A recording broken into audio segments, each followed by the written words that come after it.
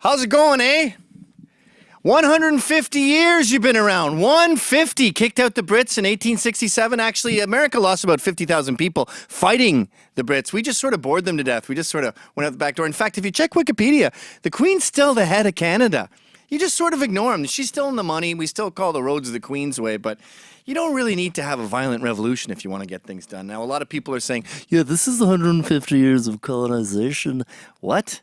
What were we colonizing in 1965 when we got the flag, or 1980 when we got the anthem? What were we colonizing then, eh? Nothing. And the best way to handle these party poopers is just to party. It's 150 years this July 1st. Let's get hosed. I don't care if you got a toque or a top hat. Go grab a Mickey, grab a 2-4. I don't care if you're sitting on your Chesterfield with the monogrammed serviette, or if you're fucking the dog all day in a house coat and track pants, having craft dinner. You gotta party this Saturday. You gotta chug those blues. I wouldn't recommend hard liquor. Canada Day takes all day, and you want to pace yourself. Now, the only problem is you pee a lot when you drink beer all day, but you can figure that out. Frequent urination is part of Canadian life. And by the way, I love the way Canadians drink so much. You know, when I worked at Rebel News up in Toronto, you go to the local bar and it was just packed. All day, there'd be a cameraman there. Fox News, they don't do that. If you go to Fox News, you go to Lanigan's by Fox News, and you see someone there, and it's sort of taboo, like, oh, you caught me shooting heroin. Americans don't drink the way Canadians do, and that's because Canada's Scottish. You have to accept that as a fact. That's why we're drunks. That's why we're funny, by the way, because we're Scottish, and Scottish people are verbose. I also think we're funny because we watch TV all the time and because it's cold out, and then we have a good education because it's got a British background. So you end up being a good TV mimic. You become a scholar of TV. That's what Jim Carrey really is. He's just a giant compendium of TV faces. But Kids in the Hall, Will Arnett, Mike Myers, we got a lot of funny guys. But the thing I really love about Canada, and I'm trying to amass as many points as we can here and see if I can get up to 150, which I won't even get close, eh? God, every time I do that accent, I think of Pug Life. What a national treasure he is.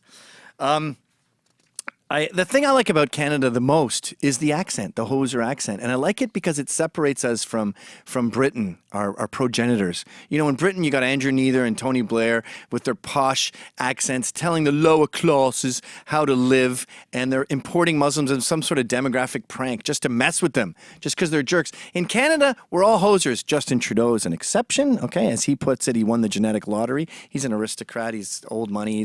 He's very un-Canadian in everything about him, including his phenomenally low IQ. But Rob Ford, Stephen Harper, they're hosers. Oh, he's a crackhead. He did crack once. Who hasn't done crack? God, you people don't know how to party. But the thing I like about them is they're the same as the plumber. It's like a blue-collar country. Whether you're rich or poor, everyone has that Pug Life hoser accent. Everyone smokes cigarettes, and that also separates us from America. And by the way, a big problem with Canadians is whenever they define what they are, they say, well, I'm not this.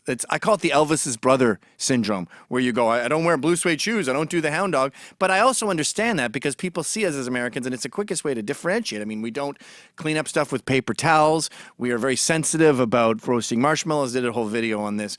We are careful to avoid soakers. We can speak French. We're not parochial like the Americans. We all have passports, and that's another thing that's great about the hoser thing too. They have essentially the Alabama accent. They're rednecks, but they've been to Israel, and they've been to Australia, and they've been to Japan. I was down in fucking Tokyo the other day. That place is packed. Human traffic everywhere. And we have problems, of course. We have this state-sponsored music where the gayest thing in the world, Parachute Club, shoots to the top of the charts. But that doesn't mean we don't have amazing bands. We also have Sloan, Nomi Snow, Arcade Fire, SNFU, The Guess Who, Neil Young, Rush, BTO, DOA, Voivod, Steppenwolf, Loverboy, Grave Concern, Day Gold, Abortions, The New Pornographers, Cowboys Fringant, Plume de Traverse, Anvil, Teenage Head, Death from Above 1979, Mastercraft, Godspeed You Black Emperor. There's a great band called Noah's Ark World that have a song called Good Morning. I can't find it anywhere because good music gets drowned by this state-sponsored music. But you really need to be proud of who you are, Canada. We don't have racism there. We have Black Lives Matter shutting down gay pride because the left is insatiable, and that's why they're shitting on this vacation, this awesome holiday, because they're never satisfied. Their job is to complain. What are Canadian blacks mad about? Slavery? We ended the Underground Railroad ended in Halifax. That's where we built Africville. There is nothing to complain about if you live in Canada. In fact, the only thing I would complain about if I was Canadian is these whiners who don't accept this incredible country that is versatile and fun and friendly and drunk and adventurous and willing to talk to anyone. Go sit in a bar anywhere. Go to Kapuskasing, Ontario, and sit in a bar, and the next thing you know, you'll be shooting the shit with some hoser who's traveled around the world and is proud of the fact that this country for 150 years has very few blemishes on it. Wow, what a town. Let's just fucking ignore the naysayers this weekend and just accept the fact that we totally nailed it when it comes to making a country. Let's just give her. Hey guys, thanks for watching. Please subscribe to Rebel Edge, where you can find all the videos that are exactly like this one, but different.